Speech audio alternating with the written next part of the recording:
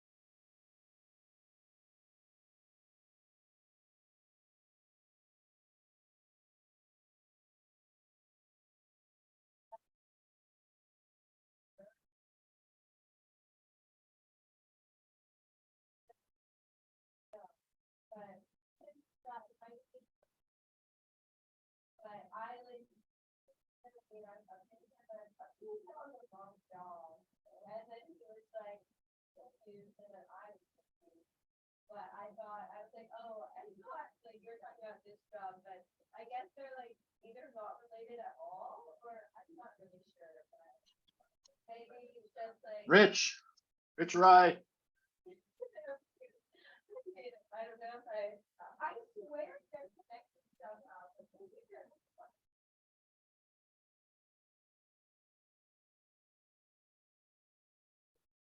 Hi, Rich. You there?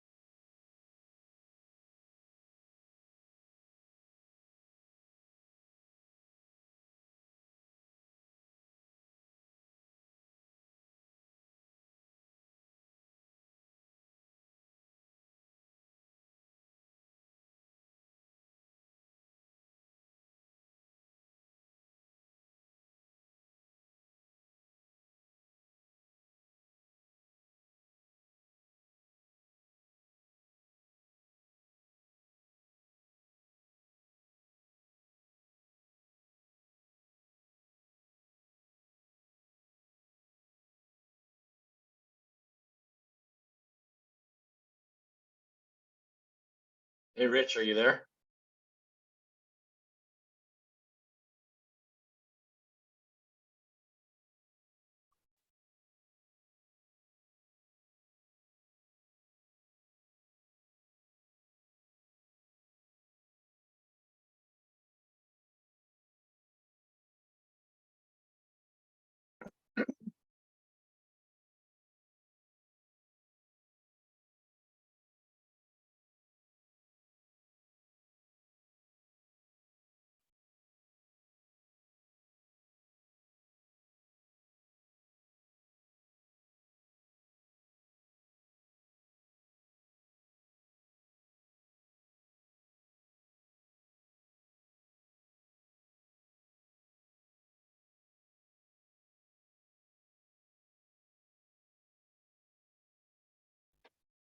Hey, Beth.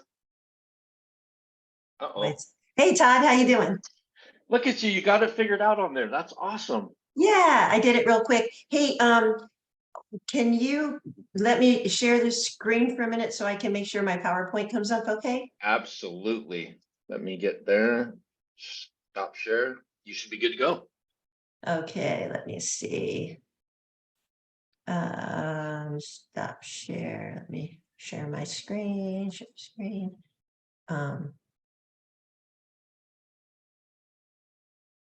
Okay, let me see if this works for you. Can you see that? Yeah, it's on my whole screen. Okay, good. And for some reason, it's not coming up right on mine. So I'm going to stop the share for just a second, and I'm going to try and share a different one because for some reason, that one is not coming up for me. I think usually on Zoom, I never see when I'm screen sharing either. I should be able to see. Well, let me just try this one just in case. So 'Cause I would love to know how that works. If I can see the Zoom meeting and the presentation at the same time. yeah, for some reason it's not pulling up right, but I mean, I can see the presentation. I can't see my notes, which I put a ton of notes in there, but that's okay. I have my notes in front of me, so it's not a big deal. The thing is, when you did the screen share, it kept the video portion of the people. If that was separate, but your screen share took up the whole screen of my computer, like outside of the Zoom meeting. Oh, really? Oh, That's probably. that's Probably go because ahead. my screen is so big. Let me see if I can hit escape on this real quick and bring it over to my other screen, and then maybe it will be different for you. Hold on a second. We'll try one other way. I do Zoom a lot, so I should be able to make this happen. Okay. It may or may not work, but we shall see. Let's see.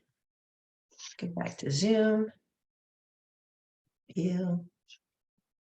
Share screen. Let's try it again and see if it's any better for you.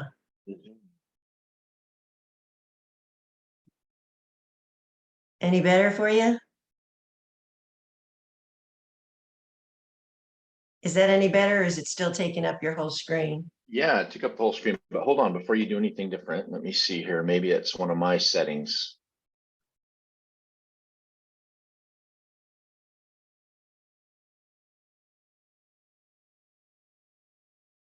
Oh yeah, it's coming up in the Zoom meeting, Beth. My bad. I had it on a different view that I've never used before.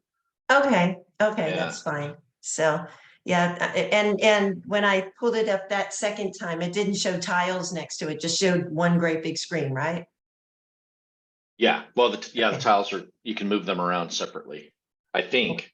Well, I don't want the tiles. You should be able to do it either way. So, when I share my screen, I can share it this way, and it shouldn't show the tiles. Are the tiles coming up?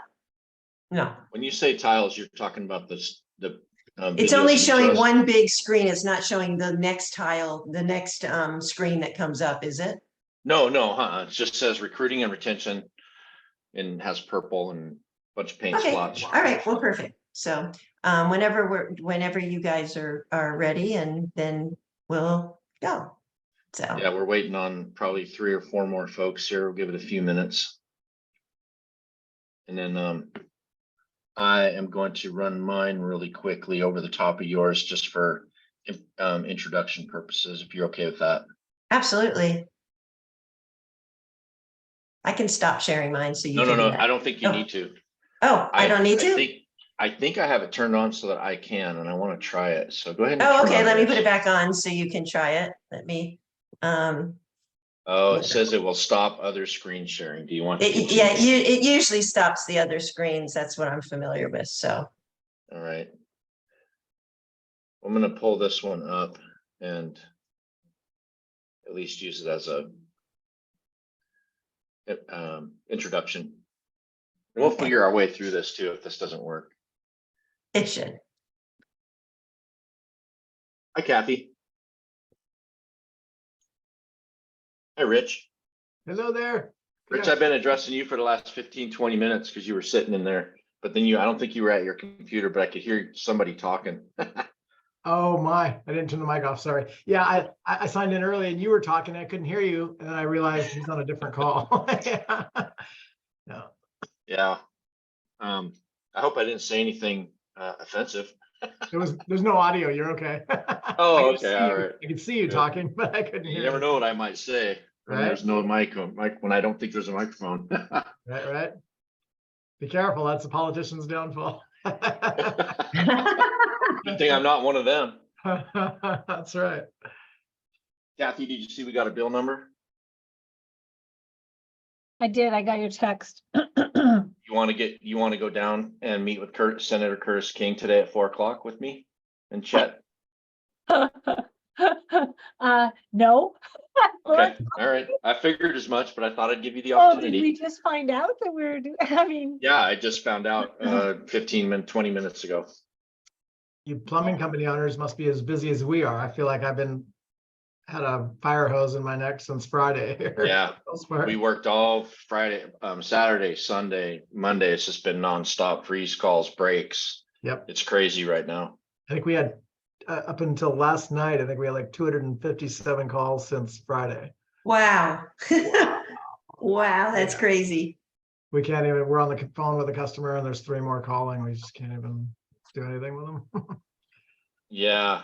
My daughter works for 911 in Seattle, and she said that the fire department came on there because people are calling into to 911 to get their water turned off because the fire suppression systems in these homes and these buildings are water, but there's no shutoffs. It's illegal to put a control. You can't shut off a fire suppression system. Yep. And if you do, then you have to like lock it open or something. I forget. But anyway, they don't have shutoffs, and then of course that kicks off an alarm. So they have all these alarms going off. And the fireman told her that the only people that can turn off the alarms are the firemen, and there are not enough people, and the whole city has buildings flooding and alarms going off all over the city.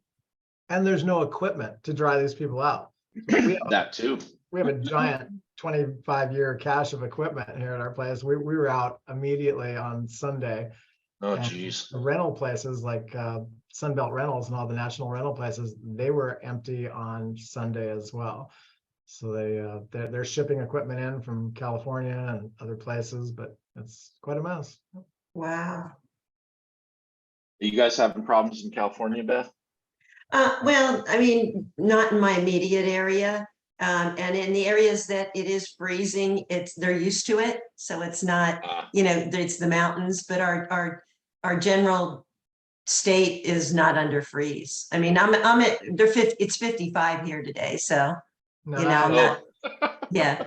I can relate, but I can't. I mean, I grew up in cold freeze weather and I moved away from it as soon as I was old enough to do so. I don't like cold weather. So 53 is cold to me. Yeah. I But know those Arizonans and Texans, if it's we got well, one person. Texas, my one of my coaches, 1 degree at their house over the weekend and their heat went out. They have no heat in their house right now. And he said it's a little better. I think he said that it was 20 or something like that today, but he said that they have no heat. They can't even get anybody out there. So they're not used to that kind of cold. That's crazy. Yeah. Wow. I got someone who's not finding their link, so I'm gonna email this out real quick and then we get them in here and we can get started. Okay. I'm with you, Beth. I was young living in Minneapolis until I was about 12 or so. And my dad moved here and then he moved back in my senior year of high school and I stayed here.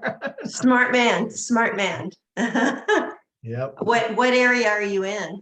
Are you in Seattle or? Yeah, I live in South Seattle in Des Moines. Yep. Okay, Mhm. yeah. So we went up to Leavenworth there for Christmas. My husband and I went up there just to go see the lights and enjoy the weather. Little did we know we were going to get caught in a blizzard. And so we were up there and it was absolutely insane when we were there. And I mean, we managed to do it. I haven't driven in snow for many years and my husband wouldn't do it. I drove it all. And it was like, are you kidding me? Wow. Yeah. So, because his eyesight isn't as good. He says, you don't want me driving in this. I can't see anyway. And then you want me to drive in this? Not happening. So it wasn't fun, but we made it. Nice. Boy, is that pretty up there. It Wow. is. They've got a new roller coaster in the snow up there too, the Alpine coaster. Yeah, that wasn't open when we were there. Yes. Probably from So above. that would have been fun. Yeah. All right, we have our last attendee coming in, I think. We have one more attendee, but he's up in Bellingham and I'm pretty sure that he's super jammed with freeze calls up there. So he probably is ditching the meeting. But, Okay. and there's a couple other people I know that aren't making it either. So anyway, welcome everybody. Wanted to talk to you a little bit. Can you see my screen right now? Yes. Yes. Okay. So this was created by Hillary this morning. So let's see how this goes. I gotta move this over. All right, so welcome to our Lunch and Learns. This is our series with Beth Dobkin from QSC. What is your official title now, Beth? Because I know it changed. I'm program director. Program director for So I quality run service. QSC. Yeah. Yeah. Oh, so you're the top person now at QSC. And you see that, you guys? We got the top person. Yeah. And then, That of course, and $2 will get you a cup of coffee, maybe. So we're going to be doing these January 16th today, February 20th, and so going throughout the year, we'll get more information up on each of the events that we host as time goes on. We have the first quarter figured out, Beth and I do, and it's going to be around this topic we're talking about today. Are some of our other events coming up? Most of you know about these. Rich Rive, 1-800-WATER damage. We want to highlight. Thank you, Rich, for sponsoring our meeting. Appreciate that very much. 1-800-WATER damage is a fantastic partner for PHCC. And let's see what we got here on the next one. Thank you. Welcome, Beth. Thank you for joining us. Today's topic is going to be recruiting and retention, creating and managing a culture of trust. You know, when I first talked to Beth about this, I was kind of standoffish. I'm like, we're tradesmen, but no, there's a definite need. There's a definite need out there in the business world to make sure that people trust each other. So this is a fantastic topic. In this session, Beth, do you want to talk about this? Am I stealing your thunder? No, go right ahead. You're not stealing anything. All right. So I got plenty of time to talk. It's okay. The psychological safety edge. What is psychological safety and why is it important? She's going to answer that for us. In this session, Beth will define and discuss the relationship, emotional and fiscal impact of trust and psychological safety. Definition in emotional impact, 4 stages, and importance. I guess that's our kind of our bullet points, maybe. Yeah. Cool. And then I will stop sharing and you can get started, Beth. Rich, Rich, hang tight 1 second. Rich, would you like to say something about 1-800-WATER damage? Yeah. 1-800-WATER damage. Appreciates the opportunity to be here. Myself, I've been with the company here for 24 years now, starting this year, and we serve the Puget Sound area for water damage, sewage, mold, crime scene, bio cleanup, any of those kind of troubles that happen. And right now, as you imagine, we are at battle stations for this week. And feel like I've been drinking from a fire hose since Friday. But yeah, we're here to help every customer we can. We work directly with and bill their insurance companies for the majority of the work we do. We're a family-owned and operated business here, but we are part of a national franchise. And so we have the support of a national brand and some advantages of that. But yet we are individually owned by a very nice couple who owns multiple businesses in the Puget Sound area and has for close to 35 years. We appreciate every call that we get, every customer, and every referral from every plumber that's a part of the PHCC. I tell everybody all the time, I'm only able to keep my job, and our technicians are only able to stay in their vans because PHCC members remember to call us and let us help their customers. So we appreciate it. Thank you. That's fantastic, Rich. Thank you very much for your contribution to the association. But I think, I'm not sure if I missed it, but did you leave out the important point that you are the flagship franchise location for 1-800 water damage? We are. Wow. Yeah, Wow. we're the highest performing franchise in the United States here. And Oh, that too. Yep.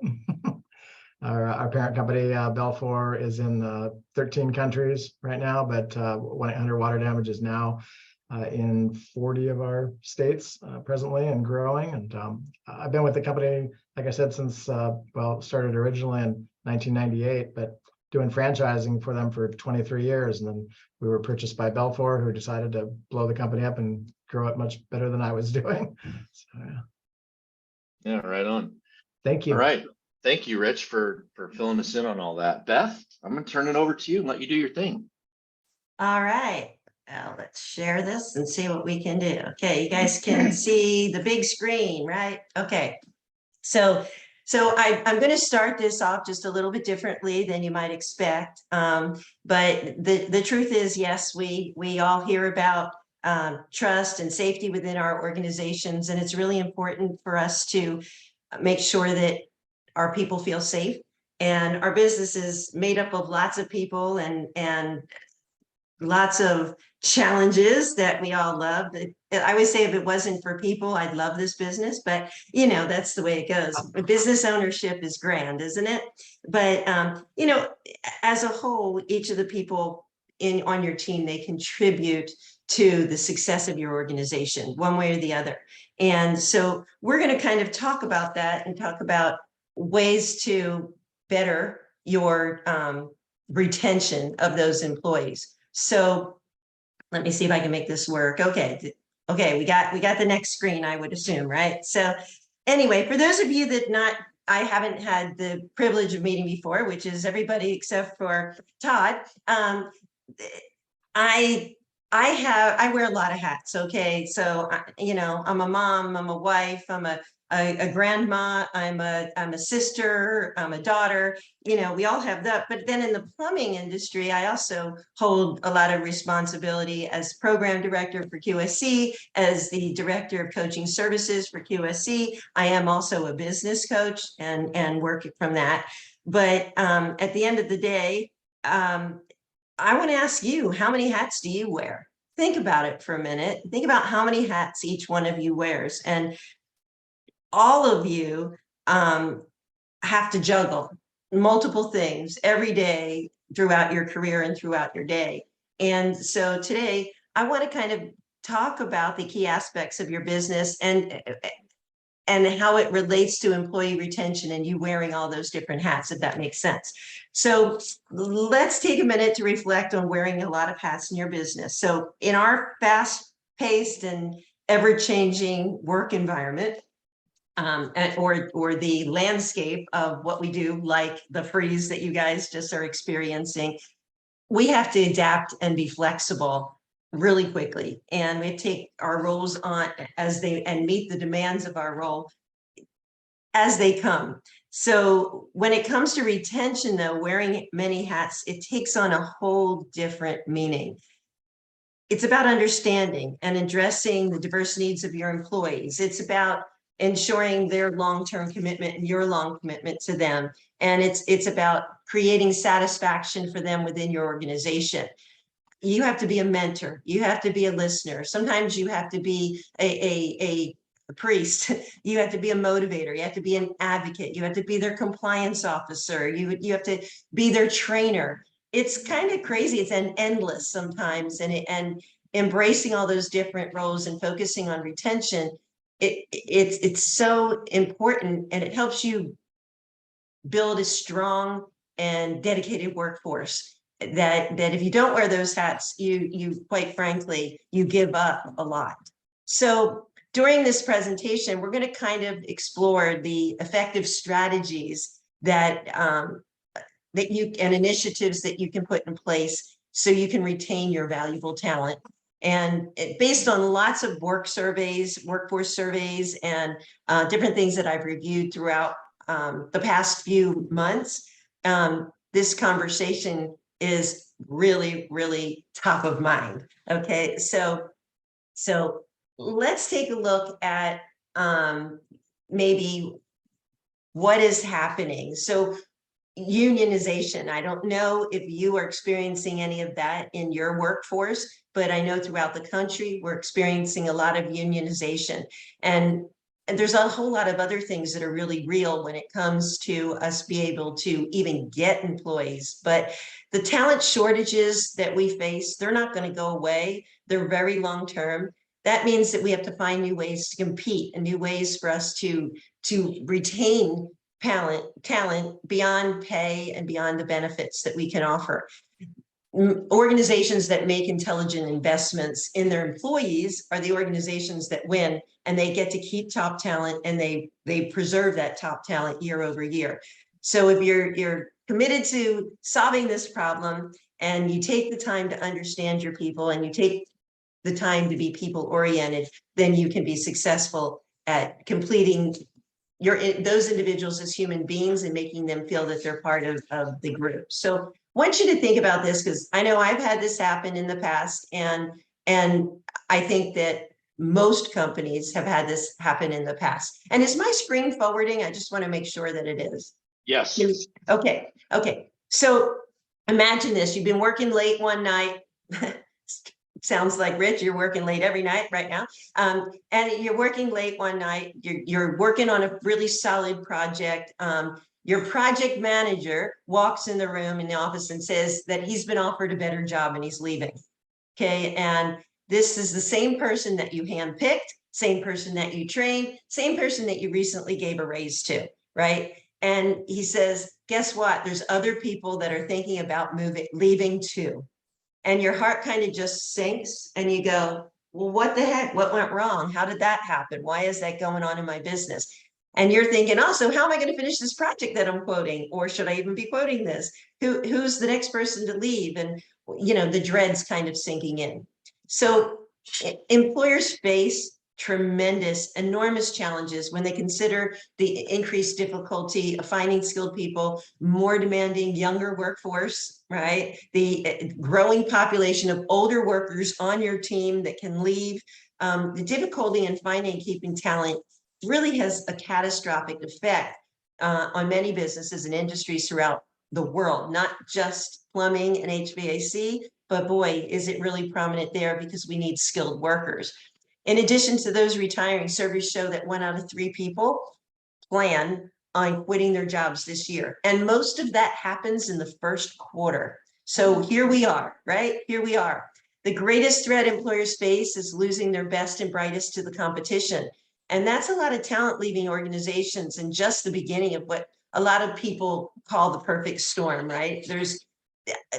Our industry is especially difficult because we require that you be out in the field. You can't sit at home and be on a Zoom meeting and do your job for the most part. You can't just do your work at home. So it's really challenging for us to keep that up. There's ways to do that, but let's talk a little bit before we get into some of that about the cost of turnover to your business. And each year businesses spend billions, not millions, billions of dollars recruiting and replacing their employees. And it's estimated that and I don't have 2023's numbers, I only have 2022's numbers right now, but in the United States, $11 billion was spent on recruiting employees. That's not retention, that's just recruiting to get new employees. And, too often the assumption is made that the turnover is unavoidable or there's very little that we can do, but that's just not the case. There is good turnover, right? And there's bad turnover. So we'll talk a little bit about that in just a second, but consider the impact of turnover to your company. I said that I would talk to you about the fiscal challenges that we face with turnover or with not having trust within your organization. And on average, it takes $7,000 to $14,000 to hire a new employee, okay? And to replace a key manager, that same cost could be as much as buying a Lexus or something, buying a fancy car. So to replace a skilled person like a plumber or an HVAC professional, the costs are closer to half of their annual salary. That's a lot of money, not to mention all the indirect costs and we have direct and indirect costs that are affected by that, right? We certainly lose money directly by having somebody have to spend their time placing ads and the cost of the ads and going over resumes and doing the interviews and checking on backgrounds and training costs and all of those things. But think about how much the lost revenue. Again, that's a lot. It could be if it's somebody out in the field who's a revenue producer, but then think about the toll that it has on the employees that stay, because they're picking up the slack, right? They're the ones that they get resentment or they burn out because they're filling the void for the employees that you can't get. And they're working double time. Right now, case in point, you guys got to freeze. Those guys are working like dogs out there to make sure that your business stays healthy and that your customers get served, because we're all about great customer experiences. So employees the rumblings that employees have that can affect your culture is huge when you start to lose employees or you struggle with retention problems. And in spite of these staggering costs that are involved, the majority of businesses really don't have a formal retention plan. So my hope today is to give you some ideas of things you can do for free to retain your people and how things that work really well to work with them. So a couple other things before we talk about that. The biggest factor in retention is having your good managers or good supervisors, whether that manager or supervisor is you or it's somebody else. Your people need to be trained to be respectful just as much as they want respect. They have to be respectful. They have to, they have to like their job and they have to like the fact that they work with people and, otherwise they're going to look for greener pastures. So you need to solidify your management staff if you have it. If you don't have management staff, you got to keep yourself healthy. You've got to make sure that you're feeding yourself so that you're not getting burned out and that you're not struggling with, oh no, here comes another employee issue at me, and you blow up or you can't handle anymore, right? It gets very powerful, very burdensome. So according to a Gallup poll, companies with good managers generally do about they keep their retention at 10%. I mean, their recruiting efforts are so much lower because their turnover is less than 10%. If you have less than 10% turnover in your business, you have a really good business, because people leave for different reasons. Some turnover is good. When a bad employee leaves, that's good turnover, right? Oh my gosh, I don't have to deal with them anymore. The people in the business don't have to deal with them anymore. The employees, they're happy and they step up, right? It gives them opportunity to do better. And then there's neutral turnover, somebody that retires or somebody that gets sick or somebody that moves out of town. And there's nothing that you can do about that. But then there's the bad turnover, which is very preventable. And anytime you lose an employee you didn't want to lose, you experience bad turnover, as long as it's not for the other reasons that, the neutral ones that you can't control, if they're moving out of the state or they're retiring. But you have to know why they're leaving, understand why they're leaving. And once you know that, it's almost too late to do anything. So you got to work on doing those things beforehand. So let's take a look at some of the things. That just went crazy. Hold on a minute. Sorry. So the soft skills, again, I said, work with your team on their soft skills, make sure your manager and your own sense of communication is very soft. That doesn't mean that you give things away. It doesn't mean that you're weak. It just means soft skills are the hard skills, those interpersonal skills that are a critical element to the high retention culture. People want to feel that management cares. People want to know that that management is concerned about them as individuals. You know, it's a huge factor why people stay, because they feel like people care about them. So it's really important to recognize those interpersonal skills, retaining employees, creating positive work environments. You know, invest in the development of your employees, invest in your management team, interpersonal skills to make sure that they're giving the right things. So we're not going to talk about all the different strategies right now for retention, but what I will talk about, I'll give you 5 key areas, okay? The first one is leadership development, and you can do things like strengths, you can do any educational platforms that are going to develop your leadership team. The second one is team building activities that, you know, whether it's an offsite retreat or it's an all company picnic or whatever it is, that collaboration and trust and understanding among team members, nothing compares to that. The emotional intelligence training, which is basically helping managers understand and manage their own emotions so that when they respond to employees about things, they respond in a respectful way, or in a way that they can, it's level, right? It's a level playing field. So how effectively can they recognize and respond to the emotions of others is an important factor in that emotional intelligence. Mentoring and coaching programs. Of course, you can put your management team into coaching programs, and or you can put yourself in front of your own coach that helps you develop your interpersonal skills. And then, of course, performance feedbacks from your team, getting those surveys and letting the team tell you what you're doing right and what you're doing wrong, as long as they're anonymous, right? Those are really effective. But the biggest one we're going to talk about, and this is the foundational piece of retention and recruiting, is building a culture of trust.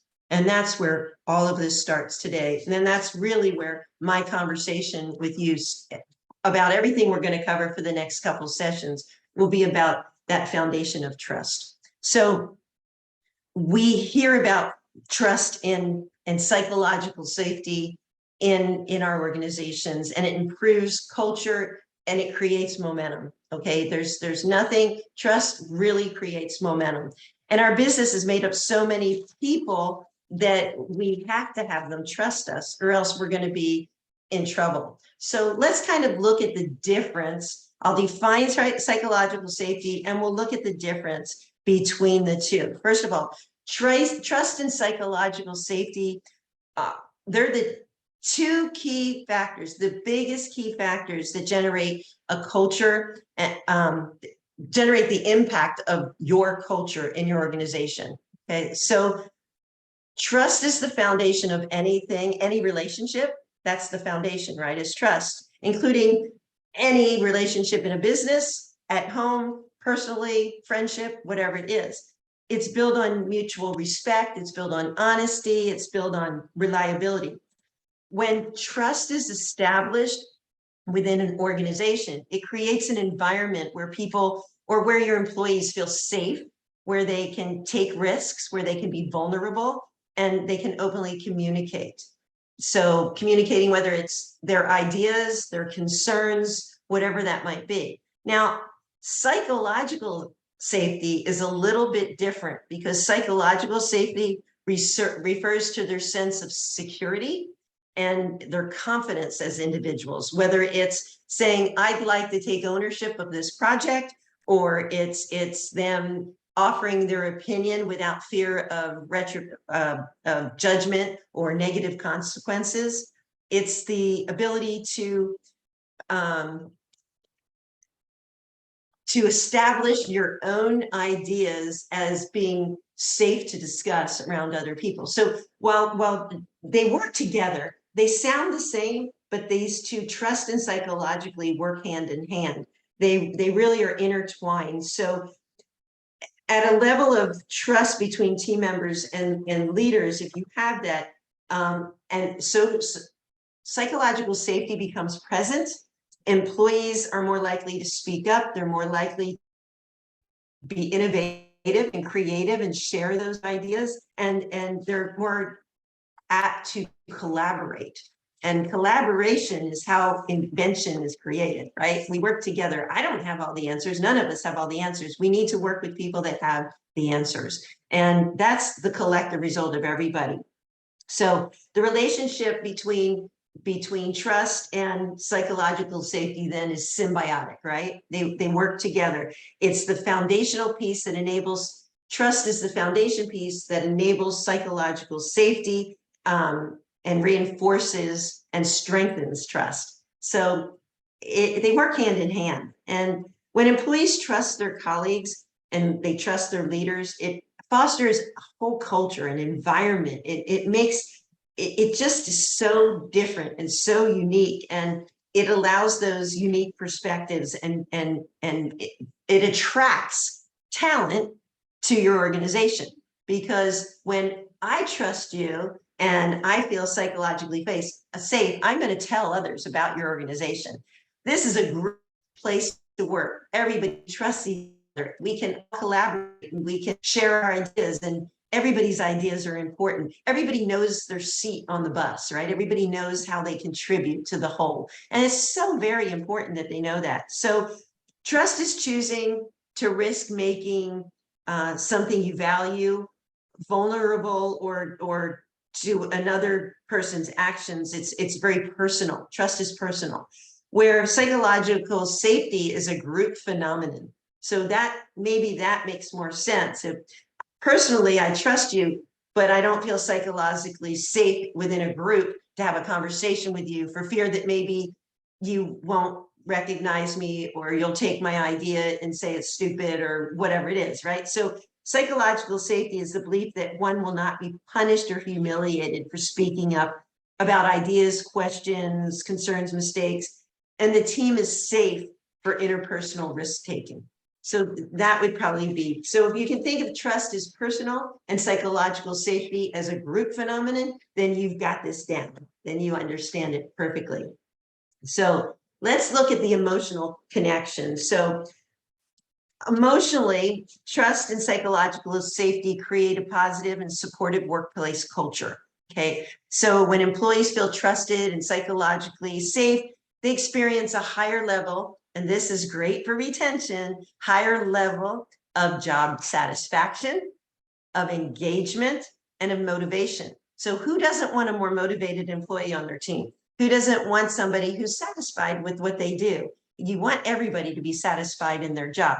Who doesn't want their employees engaged in and participating in things? So I don't know if you've done Christmas parties or company events in the past for your businesses, but wouldn't it be terrible if nobody showed up? You know, in an environment where you have a poor culture, where you don't have that employee engagement, people aren't going to take the time to bring their families or to show up for events if they don't feel safe and they don't trust you and they're not engaged. Psychological safety provides that engagement level, higher level engagement. They're more likely to feel that they belong with the group, that they fit in with everybody, that there's a higher level of commitment to the organization, and it results in increased productivity and increased creativity, both things that we need. So, Rich, right now you said that you've got an overwhelming amount of work, and I bet all of you have this overwhelming amount of work. I want you to think about that for a minute, because if you've got a team of people that you trust, they trust you, and they feel psychologically safe, they're going to step up to the plate and work harder during this time. They're going to become creative in solutions on how to help customers in a different way than maybe you can or have traditionally in the past, so that you can help more customers. And that might be something as simple as just, let me go put this customer in a safe condition. We're not going to be able to fix certain things, but maybe we can put them in a safe condition for right now. Move on to the next one, get everybody in a safe place, then help them do things better, right? So There's all kinds of ways that people step up to the plate. So I was listening to a story that somebody was telling, an experience actually that somebody was sharing today, and it was phenomenal. This person went to a very nice restaurant. It was a steakhouse, and at the steakhouse, they were talking to their server. And the server befriended them. And so he said, so what else are you going to do while you're in town? Well, we'll probably go out to eat a couple more times. Oh, where are you going to go? We don't know. We'll probably have Italian one night, we'll have Mexican one night, something like that. And during that conversation, he said, so you have any places you can recommend? And he said, right here. Why don't you come here? He says, this is a steakhouse. What do you mean come here? He said, you come here and tomorrow night you come here and we'll make you a Mexican meal like you've never had. We'll customize it. You won't have to order anything. We'll customize the experience for you. They went back the next day and they had the best Mexican dinner they'd ever had. And it was all customized to their liking. Now that's one employee that felt safe in offering something that they don't even have on the menu to secure that business. That bill was $1,400 that they brought business in the next day for somebody who was going to go and give that business to another restaurant. So those employees feel empowered. Those employees felt safe in being able to offer that. Those are the kinds of creativity and collaboration and safety that you're wanting to build through psychological safety with your team. So let's kind of look at the fiscal fitness side of psychological safety. So fiscally, trust and psychological safety certainly have an impact on your bottom line. I just give you an example of one, right? But organizations that prioritize trust and psychological safety, they tend to have lower turnover. So you're not having to budget all this money to get new employees because you have a lower turnover rate. You have reduced absenteeism, which we know is a nightmare in our business because we plan things sometimes in advance and somebody doesn't show up. We can't do what we need to do. You have a higher level of retention. All that's great, right? All kinds of cost savings associated with recruitment, onboarding, and training when you have a higher level of retention. So they also, that innovation and problem solving, driving business and growth and profitability is top of mind with all of these people. You don't have to focus your efforts on keep coming up with something new when you have a team that is focused on growth and profitability. They're coming up with something new for you. So one thing marries into the other. And it's really important that you look at those things. Failing to recognize the importance of trust and psychological safety fiscally, there's a lack of transparency. It leads to a lack of collaboration, a lack of motivation, a lack of accountability, all of those things. It leads to a toxic work environment, whether you know it or not. You may not even realize that it exists. So it really stifles innovation. It stifles or it hampers productivity, and it certainly can lead to lower profitability. So it's important that you look at all those things on the fiscal side of this business. So a couple components where you can measure your own company yourself. I wanted to make sure I give you a couple tools here to go away with.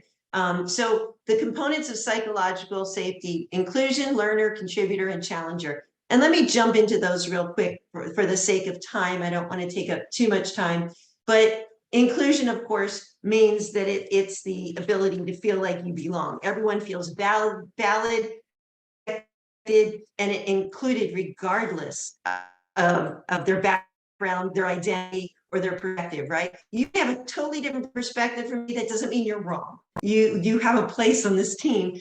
We may not go with what you think, and at the end of the day, we'll make a decision as to how we move forward, but everybody's voice is heard. And that's what inclusion is all about, making sure everybody's voice is heard. Equal opportunity to contribute and participate, right? That's really the fuel under inclusion. When you look at a learner's mindset, it's about embracing a growth-oriented approach for your employees, making sure that you're encouraging continuous learning and development. It involves creating a culture where mistakes are seen as opportunity, not failures. They're not punished. but they're talked about. This doesn't mean you don't talk about things. It just means that you address them in a positive manner that, okay, what did we learn from this experience? Maybe this isn't the best approach, right? That's okay. That's fine. So this whole mindset of learner mindset, it promotes psychological safety by removing the fear of judgment or repercussion, right?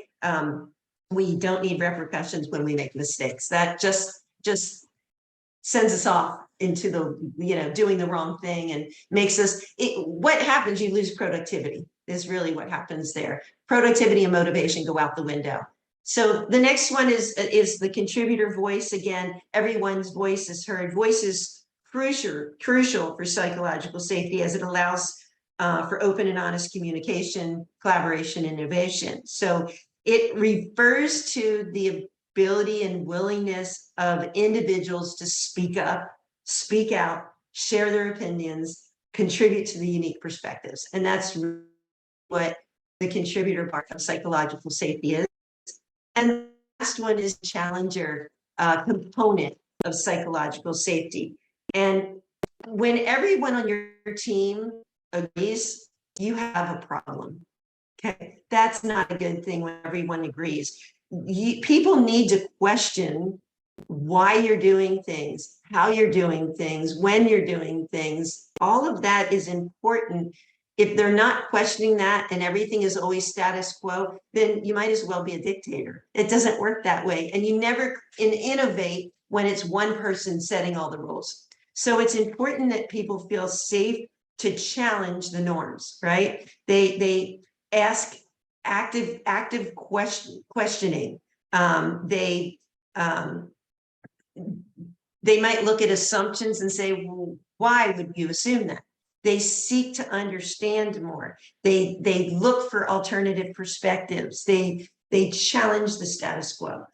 And that's really, challenge is the catalyst for growth in any business. And that's really what you're looking for. You're looking for that growth and improvement. So this input or healthy debate, I would call it, is healthy debate.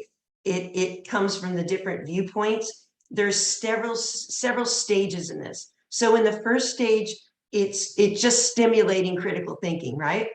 Excuse me.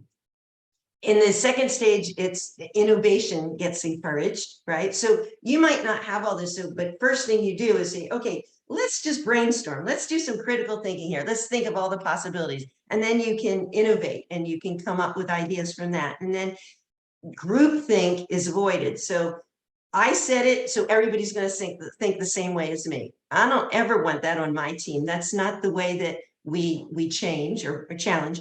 And then the final component or the final stage in the challenger situation, when you know that you've really got a solid team, is when the team is resilient, right?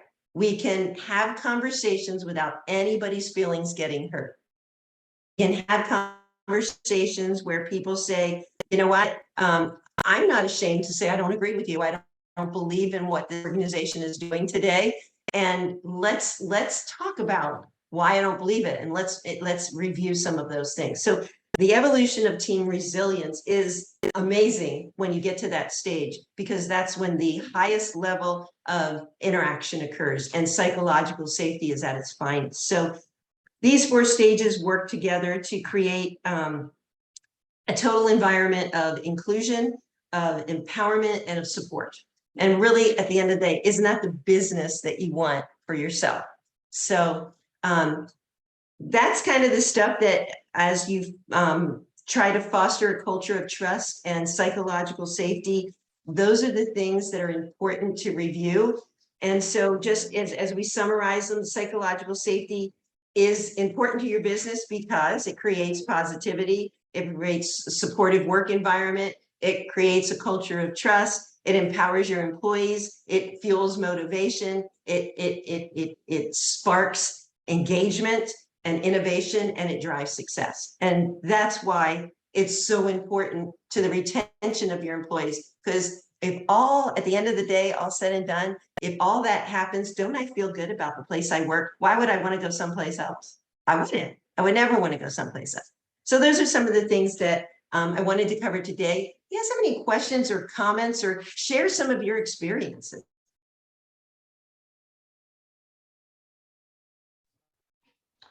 Well, I just couldn't, I confirm everything that you're saying, not that I need to confirm it. But I think that was one of my big wins, was once I started learning that, and trusting them also creates trust with them to you as well. And it takes the burden off. It lifts weight off your shoulders by spreading that weight, and it gives them responsibility that they embrace more versus just having to, just be told what to do and have no input whatsoever. So that was a huge thing for me to learn. I think that's actually when we started becoming a true cohesive team, is when that took place. That's usually when growth happens, right? Yep. Yep. Yep. I would definitely agree that team comfortability with contribution is paramount to success of the team overall. Yeah, for sure. I want to restate something that you said earlier and see what you think about this, Beth. I listened to everything you said until you got up to I don't know what point this is in my notes here, but I wrote down what I hear you saying and confirm this. The relationship is paramount to the actual work. I will tell you, at the end of the day, Todd, relationship wins over skill all day long. So Yeah. what I can offer to a client, to one of my customers in the field, what I do is not as important as the relationship that I build, because I can do just about anything. Now, you got to be skilled, right? You got to know what you're doing. But at the end of the day, they want to like who they're doing business with. And that's the same as your employees. Your employees are your client. So when it comes to recruiting and retention, we recruit and we retain customers. We recruit and we retain our employees. We recruit, I can't even say the words. And retain family members. I mean, how many families do you know that are divided because their relationship was not strong enough to endure some of the things that that came in front of them? And that's sad. And it really is exactly what you said, Todd. One other comment I want to make, following up with that, is that I've been realizing, I would say maybe for the last 2 or 3 months, and I've been saying this occasionally, that I think it's a basic human need that people just want to be heard. Now, you may not agree with what they said, you might not align with it, you may agree with it, you may move forward, whatever it is, people just want to be heard. I think that's why therapy is so important nowadays, because people don't always get the chance to say the things that are on their mind because of the different circumstances around that relationship. For instance, we have a man on the plumbing advisory board here in the state.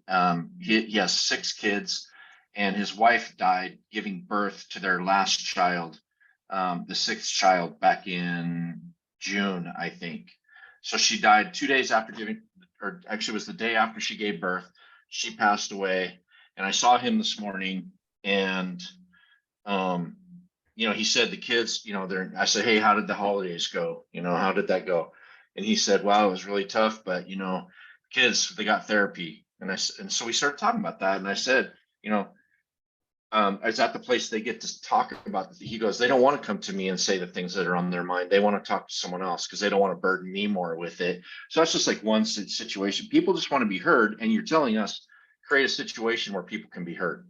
Exactly. There is nothing quite like it. Well, that's a whole nother lesson in listen with your ears to actually hear what's being said, and not just to respond, because that's what most of us, we get in the habit of responding or thinking about our response before we really hear or read between the lines, because a lot of times things are being said that are not articulated the way they need to be to really get the point across. But if we really look at the body language, or we really focus on what they're saying, and we confirm to the person that has said it that their understanding of what they're speaking about, then we typically have heard what they said and can respond. There's plenty of time to respond after you've heard what you've heard, right? Unfortunately, we don't always take that time. And that is a relationship killer. Yeah, I found that to be the most dangerous.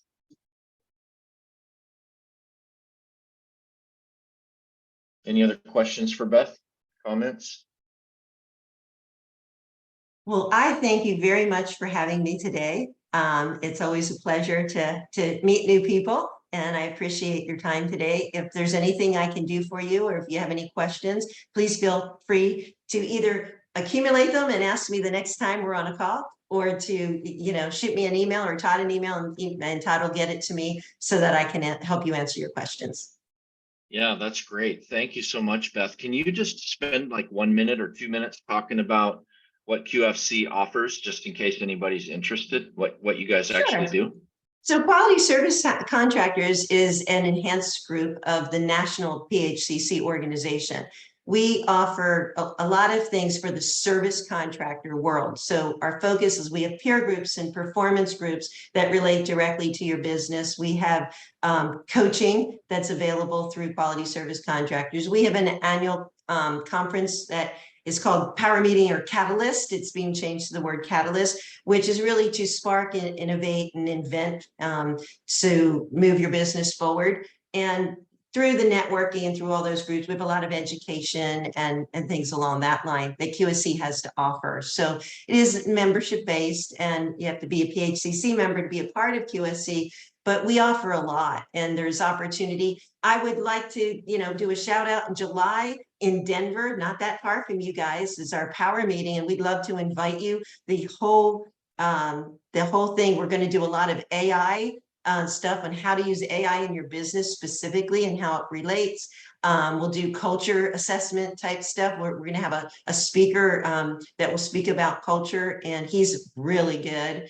So we have different, we have roundtable discussions, networking sessions. We have a little trade show that goes on. So there's a lot of opportunity for you to interact with service businesses. You have to be a member of QSC to attend that. You do not have to be a member of QSC to attend our power meeting. You would have to register and pay the registration to be there, but it certainly is available to all PHCC members. We'd love to have you. Okay. And what, can you send me some information on that, or is it on the website? It's just, we are just putting it up now. So in the next day or so, everything will be on our website. And if you guys want to go to our website, it's qsc-phcc.org. That's qsc-phcc.org. That's our website. And there will be stuff on there. We're doing some updates to it. We just launched this website for outward facing, and so we're making some modifications to it. So in the next couple of days, there's going to be some new stuff on it as well, and some resources on it for you as well. And for whatever reason, that's not what it looks like. It's coming up though, I'm sure. It's just delayed. There you go. That's our website. So and then if you go under QSC benefits, there'll be a section that says events. That will be updated in the next day or two with all of the information about our power meeting. Very good. Very good. So yeah, go ahead, Beth. no, I was gonna say, we'd love to see you. We'd love to spend time with you. We'd love to help educate your team. So we will also have breakout sessions for management. So we'll have owners sessions and manager sessions at the same time. So, right now it's under, let's see, where is it? Events and webinars is probably the power meeting that's under there that you were just, go down to events and webinars. But the new stuff is not up yet, but it will be. You can click on power meeting down. You can click, if you go down a little bit more, you can click check out more, but that's just the original, and that's not what it's going to be. When you check out more, another page comes up and tells you a little bit about what's happening. So Anyway, more to come on QSC and what we have. We have all kinds of HR support. We also, as if you're a member, we have a safety training program that your employees can log into and be a part of. And you can track all of it. It has a dashboard that's no additional charge if you're a member. And we have some other resources as well for you. So. Yeah, great. Well, thank you so much, Beth, for this first of our 2024 Lunch and Learns. What a great, hey, did she do a great job? Was that good content or what? I mean, I know we all took something away from that. I took like 5 pages of notes, and I don't generally take notes. So you had my attention, Beth. Thank you. Well, Thank you very wonderful. much, Beth. My pleasure. My pleasure. So. So much to be learned there, and such an important topic for all service companies going forward, for sure. Employee retention is going to be a big issue. We feel it already. It's huge. Yeah. So. Thank Well, you. thank you. Have a great one, everybody. Thank Okay, you. thanks, Beth. Bye-bye. Bye-bye. And then, of course, we want to thank 1-800-WATER-DAMAGE for sponsoring this today. And appreciate that, Rich. Awesome. Thank you. You're very welcome. And yeah, there you go. That's our meeting. So now that Beth is gone, any input from you guys? What did you think? Is this a good format? Is this a good thing we should continue? I think definitely. I mean, we have to try and see if there's more participation going forward. It's just a terrible time right now with busyness, but hopefully we get a lot more people than we have and stuff. Yeah, for sure. Yeah. Well, I'm glad you guys showed up and Kathy showed up, because I would have been super embarrassed with no one showing up. Right. But I have an out. I have a scapegoat, and it's that we're under pressure with this emergency that we have. So Yep. I'm glad you guys found time to be here. That's fantastic. So I Back at will, just so you guys know, Saturday is the gala. I will see you folks on Saturday. I'm going to do my best. I'm the on-call manager, so if we're still in the car, that's not going to happen. But yeah, we'll do our best. Well, you could come there and be on call. No. Do you have to go out to jobs or something? No, That but happens? I have to sit there with a computer. I got to talk to the customer. I got to talk to the plumber. I got to talk to the that doesn't insurance work. company sometimes. It's the whole thing. Yeah, Usually I once in a gotcha. while, if we just get a call once in a while, it's not a problem. But if we're like we are right now, I'm on the phone with one person getting 2 other calls. That just doesn't work. Well, everything's Yeah. about to thaw. Everything's about to thaw out as well, which is That's not going to be better though. Usually that's No. that's when we get That's the what surge. that's what I'm saying. Like, Yeah, it's right. it's gonna suck. Well, it's not gonna suck for us. No, not at all. It is good, but yeah, there will be probably a steady business flow for the next week, I'm guessing. Yeah. Yeah. Yeah. Well, Rich, you got 250 calls already in the last few days. You know, Yeah. tomorrow and today and tomorrow and the next day, maybe you'll get up to 500. So I haven't I seen. gotta get going, guys. 2005. see you, Robert. Take care, guys. Yeah. I So haven't seen it like anyways, that since- everybody have a great day. Thank you. Take care, guys.